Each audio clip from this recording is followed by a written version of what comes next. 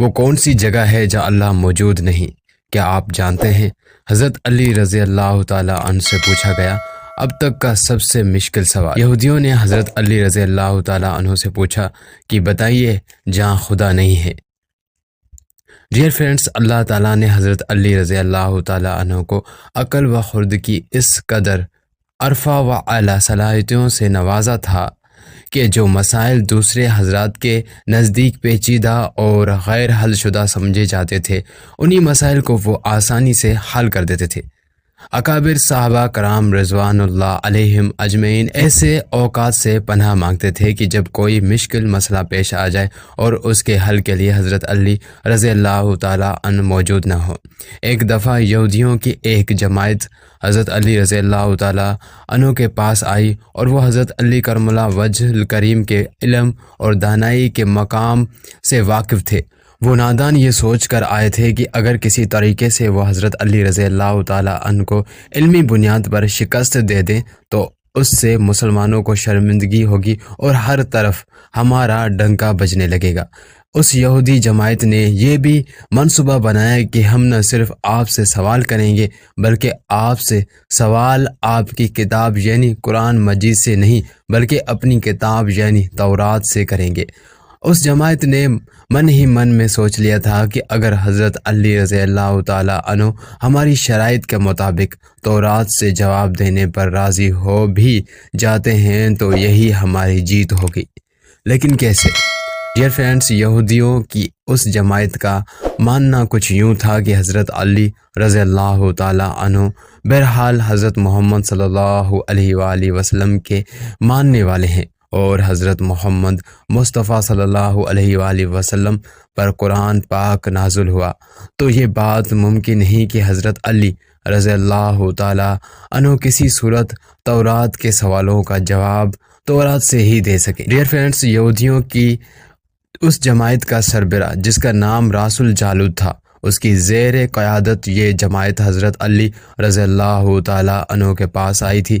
راس الجالوت بولا، اے علی، ہم لوگوں نے آپ کے علم کا بہت چرچا سنا ہے۔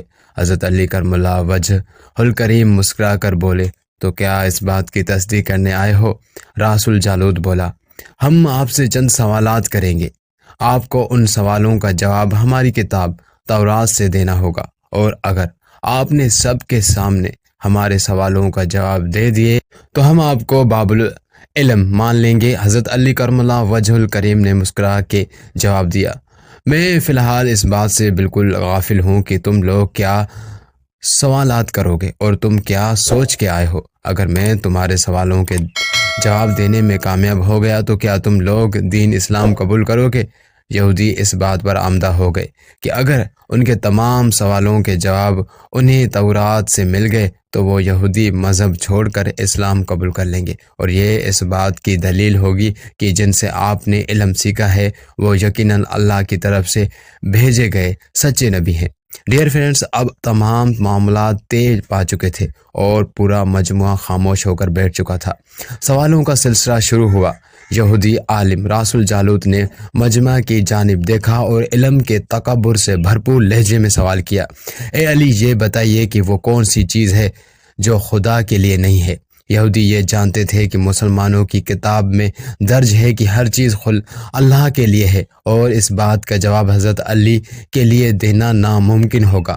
مجمع میں بیٹھے تمام افراد سوچ میں ڈوب گئے کہ کائنات میں کوئی ایسی چیز بھی ہے جو اللہ کے لیے نہ ہو۔ تب حضرت علی رضی اللہ تعالیٰ عنہ نے بغیر کسی توقف کے فرمایا کہ تم جاننا چاہتے ہو کہ وہ کون سی چیز ہے جو اللہ کے لیے نہیں ہے؟ تو اس کا جواب شرک ہے۔ اللہ ہر قسم کے شرک سے پاک ہے۔ تمام مجمع جو بے ساخت خاموش بیٹھا تھا واہ واہ کہہ اٹھا۔ ڈیئر فرینڈز، اب راس الجالوت نے دوسرا سوال کیا، اے علی، یہ بتائیے کہ وہ کون سی جگہ ہے جہاں اللہ موجود نہیں ہے؟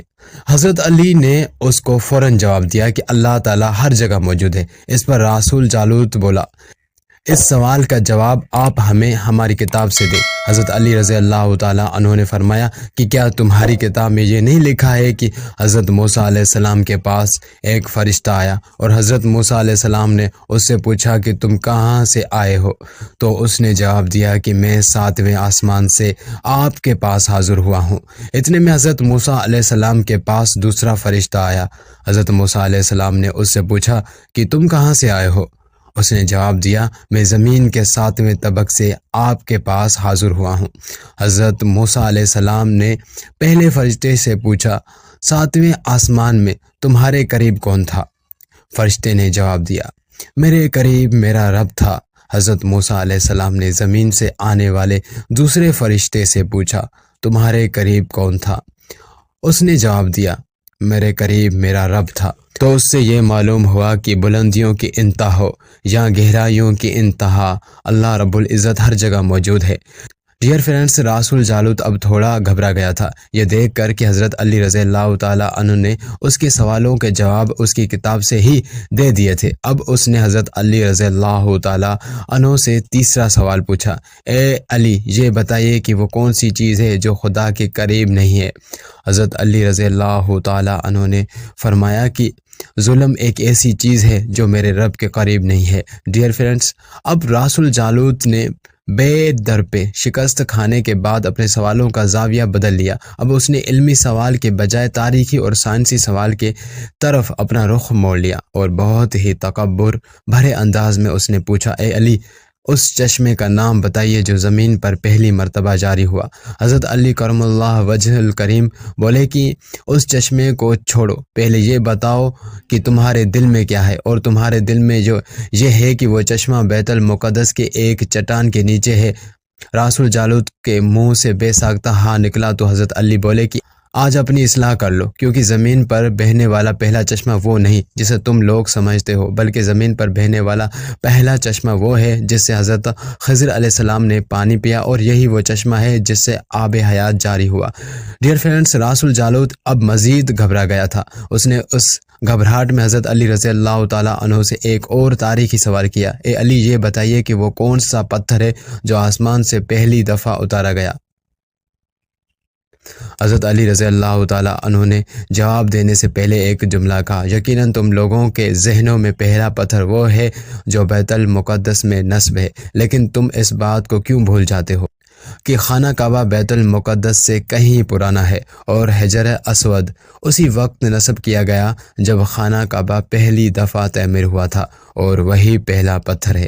یہودی آپ کے جوابات سن کر ہمت نہ کر سکے کہ انہیں غلط قرار دیں، کیونکہ آپ ان کے جوابات انتہائی دلیل کے ساتھ دے رہے تھے اور ان کی اصلاح بھی کرتے جا رہے تھے۔ اب کی بار رسول جالوت نے ایک سائنسی سوال پوچھا۔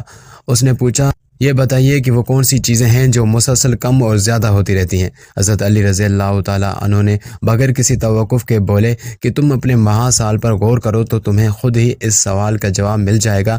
رسول جالوت نے پوچھا وہ کیسے؟ آپ نے فرمایا کوئی دن اگلے دن کے برابر نہیں ہوتا، اسی طرح گزشتہ رات اگلی رات کے برابر نہیں ہوتی۔ یہی وہ دو چیزیں ہیں جو مسلسل کم اور زیادہ ہوتی رہتی ہیں۔ رسول جالوت نے جواب سن کر حضرت علی رضی اللہ تعالیٰ عنہ سے ایک اور سوال کیا کہ زندہ رہنے کی پہچان سانس لینا ہے، کیا کائنات میں کوئی چیز ایسی بھی ہے جو سانس لیتی ہے مگر زندہ نہیں؟ حضرت علی رضی اللہ تعالیٰ عنہ نے فرمایا کہ صبح جب نکلتی ہے تو سانس لیتی ہے، حالانکہ صبح کے پاس نہ روح ہے نہ جان۔ یہ سن کر وہ جلدی بولا، اچھا یہ بتائیے کہ دنیا میں وہ کون سی جگہ ہے جہاں سورج کی کرنیں ایک دفعہ تو پڑی لیکن دوبارہ اس جگہ کبھی سورج کی کرنیں نہیں پہنچ سکی؟ حضرت علی رضی اللہ تعالیٰ عنہ نے فرمایا یہ سمندر کی وہ جگہ ہے جہاں سے حضرت موسیٰ علیہ السلام اور ان کی قوم گزری تھی، اور سمندر اللہ تعالیٰ کے حکم سے 2 حصوں میں تقسیم ہو گیا تھا۔ بس اس قافلے کے گزرتے ہوئے سورج کی کرنیں اس جگہ ضرور پڑی تھی، لیکن اس کے بعد سورج کی کرنیں کبھی بھی وہاں نہیں پہنچ سکی۔ डियर फ्रेंड्स, जवाब पाते ही उसने हज़रत अली रज़ी अल्लाह ताला अन्हु से फिर सवाल किया कि ये बताएं कि वो कौन सी दो चीज़ें हैं जो हमेशा गायब रहती हैं और वो कौन सी दो चीज़ें हैं जो हमेशा हाज़िर रहती हैं। हज़रत अली रज़ी अल्लाह ताला अन्हु ने फरमाया कि आसमान और ज़मीन की तरफ देखो, ये दोनों तुम्हें कभी गायब नज़र नहीं आएंगे, ये दोनों हमेशा हाज़िर रहते हैं। और मौत और ज़िंदगी को ढूंढो तो तुम्हें उनके बारे में कभी पता नहीं चलेगा कि वो कहाँ हैं और कब आ जाती हैं। अगला सवाल रासुल जालूत ने यह किया कि अली ये बताइए कि वो कौन सी चीज़ है जिसका खालिक खुद अल्लाह है, मगर उसके बारे में खुद सवाल भी करता। हज़रत अली रज़ी अल्लाह ताला अन्हु बोले, हज़रत मूसा अलैहिस्सलाम के असा का खालिक खुद अल्लाह है और उस असा के बारे में उसने खुद हज़रत मूसा अलैहिस्सलाम से सवाल भी किया और पूछा कि मूसा ये आपके हाथ में क्या है। फिर उसने अगला सवाल किया कि बैतुल्लाह का तवाफ़ तो जी हयात करते हैं, लेकिन उस बेजान चीज़ के बारे में बताएं जिसने बैतुल्लाह का तवाफ़ किया। हज़रत अली करमुल्लाह वजहुल करीम बिला तवक्कुफ़ बोले कि कश्ती नूह एक ऐसी बेजान चीज़ है जो तूफ़ान के दौरान उस मकाम पर पहुंची जहां बैतुल्लाह है, तो उसने उसके गर्द 7 चक्कर लगाए। रासुल जालूत ने बाबुल इल्म हज़रत अली रज़ी अल्लाह ताला अन्हु से कई सवाल किए और तमाम के जवाब आप रज़ी अल्लाह ताला अन्हु ने बिल्कुल ठीक बिला तवक्कुफ़ दिए। तो मजमूए में बैठा हुआ एक यहूदी बोला कि हज़रत, दुनिया में हर शख्स सोच के जवाब देता है, लेकिन आप तो हर सवाल का जवाब बिला तवक्कुफ़ दे रहे हैं। हज़रत अली रज़ी अल्लाह ताला अन्हु ने उस सवाल के बदले उस यहूदी से एक सवाल किया, बताओ तुम्हारे हाथ में कितनी उंगलियां हैं। उसने फ़ौरन जवाब दिया 5। हज़रत अली रज़ी अल्लाह ताला अन्हु ने फरमाया, तूने भी तो मेरे सवाल का फ़ौरन जवाब दे दिया। उस यहूदी ने कहा, या अली, ये कैसी बात हुई, मुझे मालूम है कि मेरे हाथ में 5 उंगलियां हैं। ये सुनकर हज़रत अली रज़ी अल्लाह ताला अन्हु ने मुस्कुराते हुए कहा, मुझे भी ये सारे इल्म ऐसे ही मालूम हैं जैसे तुझे ये मालूम है कि तेरे हाथ में 5 उंगलियां हैं। यहूदी नादान नहीं जानते थे बाबुल इल्म के पास कायनात के राज़ों का इल्म है, लेकिन जब उन्हें तमाम सवालात के जवाब ठीक मिल गए तो रासुल जालूत समेत तमाम गिरोह ने कलमा पढ़ा और सब के सब दायरा इस्लाम में दाखिल हो गए। एक दफ़ा एक शख्स ने वसीयत की कि उसके 17 ऊँट उसके 3 बेटों में इस तरह तकसीम किए जाएं कि मेरे बड़े बेटे को कुल तादाद से आधे ऊँट में, दरमियाने को कुल ऊँटों का 3रा हिस्सा, जबकि सबसे छोटे बेटे को कुल तादाद का 9वां हिस्सा मिले। उस शख्स के फौत हो जाने के बाद शहर भर के साहिबान दानिश बैठकर सोचते रहे कि वसीयत के मुताबिक ऊँटों की तकसीम कैसे की जाए। बहुत सोच विचार के बाद बाला आखिर उन्होंने हज़रत अली रज़ी अल्लाह ताला अन्हु के पास जाने का फ़ैसला किया।